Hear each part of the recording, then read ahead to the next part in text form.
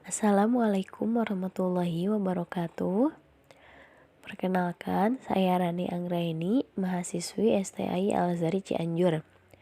Pada video kali ini, saya akan memaparkan materi mata kuliah Statistik Pendidikan tentang penelitian kuantitatif. Di sini saya mengambil judul skripsi yang sudah dibuat pada tahun 2019-2020 yang berjudul Pengaruh Pendekatan Saintifik Terhadap Prestasi Belajar Siswa pada Mata Pelajaran Pendidikan Agama Islam. Nah, ini diambil studi di SD plus Al-Qodiri di Jember. Langsung saja kepada pembahasan. Belajar pada dasarnya itu adalah kegiatan aktif siswa dalam membangun pemahaman terhadap materi. Ketepatan dan kejelian guru dalam membaca situasi lingkungan belajar akan sangat menentukan ketepatan dalam memilih pendekatan proses pembelajaran. Oleh karena itu, ketepatan memilih pendekatan atau strategi pembelajaran itu adalah merupakan hal penting. Dalam kurikulum 2013, pendekatan pembelajaran yang digunakan itu adalah pendekatan saintifik. Nah, pembelajaran atau pendekatan saintifik itu merupakan pengetahuan yang tidak dapat dipindahkan begitu saja dari guru ke peserta didik. Sebab di sini peserta didik adalah sebagai subjek yang memiliki kemampuan untuk secara aktif mencari, mengolah, mengonstruksi, dan menggunakan pengetahuan. Jadi, dalam proses ini, siswa diharuskan mencari tahu sendiri karena sebagaimana pengertian dari pendekatan saintifik atau pendekatan ilmiah itu merupakan pengetahuan yang diperoleh melalui proses pengamatan atau observasi, menanya, mengeksplorasi, mengasosiasi, dan mengkomunikasikan. Nah, sehingga murid itu dapat menghasilkan pengetahuan yang dapat dipertanggungjawabkan keabsahannya. Ada saat proses pembelajaran guru menghadapi tingkat inteligensi anak yang berbeda-beda. Seringkali terdapat anak yang malas, yang tidak semangat belajar, yang ribut terus-menerus di kelas, atau muridnya itu berpengetahuan yang rendah gitu. Nah, padahal guru itu sudah sangat berupaya menyajikan pembelajaran yang menarik. Nah, dalam pendekatan saintifik, siswa dituntut secara aktif mencari dan mengolah informasi secara mandiri, sehingga siswa itu mempunyai pengalaman belajar yang konkret dan tujuan belajar juga dapat dicapai secara optimal. Nah, tentu saja hal ini menarik perhatian peneliti untuk mengetahui di mana letak kesalahan sehingga masih ada saja siswa yang mempunyai hasil belajar yang rendah. Nah, ini mungkin salah satu peneliti mengambil judul ini. Nah, Kemendikbud itu memberikan konsepsi bahwa pendekatan saintifik itu merupakan proses belajar mengajar mencakup dimensi mengamati, menanya, mencoba atau menggali informasi atau mengeksperimen atau menalar atau mengasosiasi, mengolah informasi, menyajikan atau mengkomunikasikan dalam pembelajaran. Nah, pembelajaran saintifik ini proses pembelajaran lebih menekankan pada keterampilan proses, yakni proses belajar tidak hanya memandang kepada hasil yang diperoleh, melainkan proses pembelajaran yang berupa pengalaman belajar. Hal ini menjadi sangat penting dalam pembelajaran karena peserta didik itu diarahkan untuk menemukan sendiri berbagai fakta untuk memperoleh pengetahuan sehingga siswa dapat memproseskan pengetahuannya, menemukan dan mengembangkan sendiri fakta serta konsep dan nilai-nilai yang diperlukan. Nah, di sini ada teori menurut Dyer Jadi langkah-langkah pendekatan saintifiknya itu sesuai dengan pengertian dari pendekatan saintifik. Yang pertama itu adalah pengamatan atau observasi. Observasi adalah menggunakan panca indera untuk memperoleh informasi. Sebuah benda dapat diobservasi untuk mengetahui karakteristiknya. Lalu yang kedua itu mengajukan pertanyaan. Dalam hal ini siswa perlu dilatih untuk merumuskan pertanyaan terkait dengan topik yang akan dipelajari. Aktivitas belajar ini sangat penting untuk meningkatkan pengetahuan. Nah, langkah yang ketiganya melakukan eksperimen atau percobaan atau memperoleh informasi. Yang keempatnya mengasosiasi atau menalar, yaitu siswa mengolah informasi melalui penalaran dan berpikir rasional. Yang terakhir langkahnya mengkomunikasikan, artinya siswa dilatih memiliki kemampuan untuk membangun jaringan dan berkomunikasi baik di depan kelas ataupun di lingkungannya. Nah, setelah ada teori ini, maka peneliti menggunakan metode pendekatan kuantitatif dengan pengujian kebenaran menggunakan analisis statistik. Nah, penelitian ini dilakukannya lokasinya tepat di SD Al-Qodiri. Nah, waktu penelitian ini oleh peneliti dilakukan di bulan Desember. Lalu metode pengumpulan datanya yang digunakan dalam penelitian ini adalah dengan penyebaran angket dan interview. Populasi dalam penelitian ini adalah siswa SD plus Al-Qodiri Jember. Sementara teknik sampel yang digunakan adalah population sampling, yaitu teknik sampling yang menjadikan populasi sekaligus sebagai anggota sampel. Hal ini dikarenakan jumlah siswa tidak mencapai 100 orang, tepatnya hanya 60 siswa atau 60 sampel.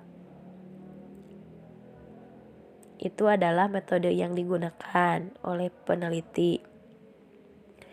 Lalu kita mulai ke penelitiannya. Hasil yang telah peneliti lakukan ternyata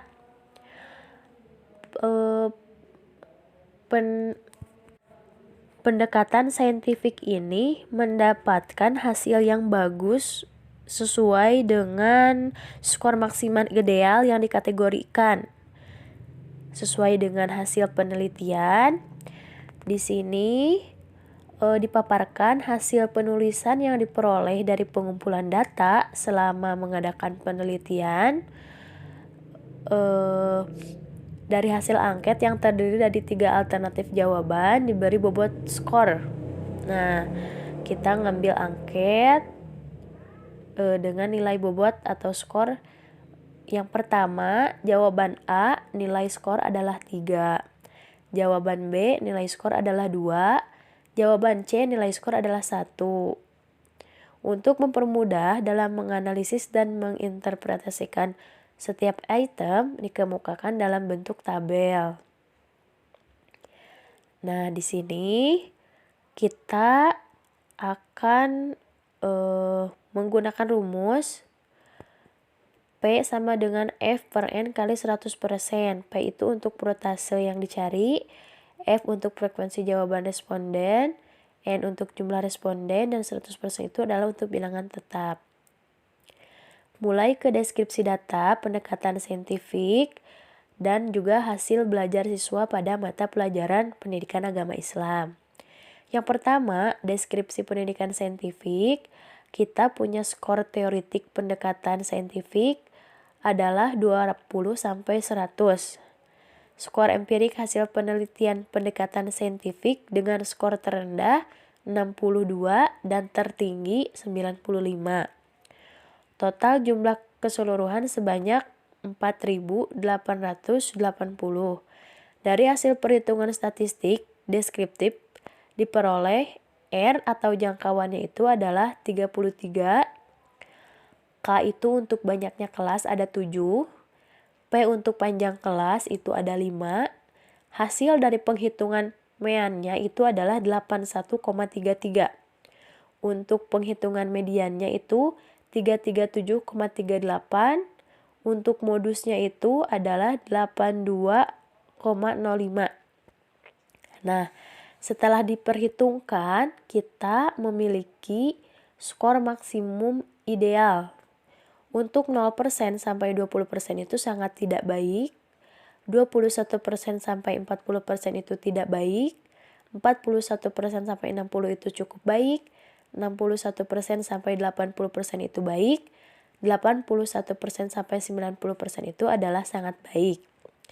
Nah, kesimpulan dalam deskripsi pendekatan saintifik ini, berdasarkan rata-rata dibandingkan dengan skor maksimum ideal, termasuk dalam kategori sangat baik atau sangat tinggi, sebab perhitungannya atau meannya itu kita dapat persentase sebanyak 81,33%. Nah, tingkat pendekatan saintifik berdasarkan perhitungan rata-rata dibandingkan dengan skor maksimal ideal ini tergolong sangat baik. Nah, sesuai dengan perhitungan yang sudah peneliti hitung. Mohon maaf, tidak diterangkan satu persatu perhitungannya, namun langsung menampilkan hasil. Jadi, deskripsi pendekatan saintifik ini memiliki kategori sangat baik. Lalu, perhitungan yang kedua, ada hasil belajar siswa pada mata pelajaran pendidikan agama Islam. Di sini, kita punya skor teoretik hasil belajar siswa pada mata pelajaran pendidikan agama Islam diambil dari nilai UTS atau nilai ulangan tengah semester. Skor empirik hasil penelitian hasil belajar siswa dengan skor terendah itu 81 dan tertingginya adalah 85. Total jumlah keseluruhan kita punya 4.258 dari hasil perhitungan statistik deskriptif diperoleh R-nya atau jangkauannya itu 34, banyak kelasnya atau K itu 7, panjang kelasnya atau P itu 5, meannya kita sudah dapat 70,67, mediannya 291,085, modusnya 74,875. Nah, tingkat hasil belajar siswa pada mata pelajaran pendidikan agama Islam ini pada tingkat ketercapaian rata-ratanya dibandingkan dengan skor maksimum ideal. Nilainya ini sama dengan persentase yang di atas. Nah, kesimpulannya ternyata pendekatan saintifik ini mendapatkan skor persentase sebanyak 70,67% sesuai dengan nilai mean.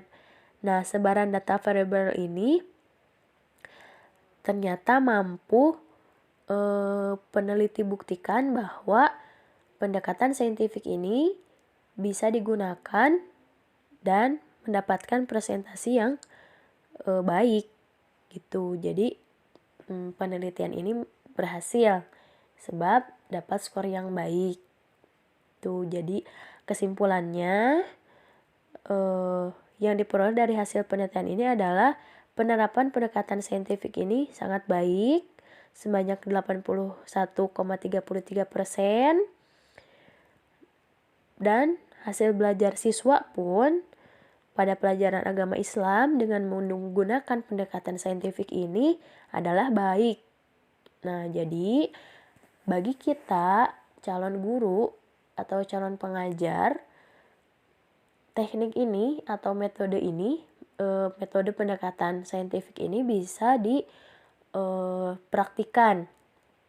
Sebab telah ada yang meneliti metode ini adalah bagus untuk penerapannya di siswa. Itu pemaparan materi yang bisa saya sampaikan. Kurang dan lebihnya mohon dimaafkan. Mudah-mudahan video ini dapat bermanfaat. Wassalamualaikum warahmatullahi wabarakatuh.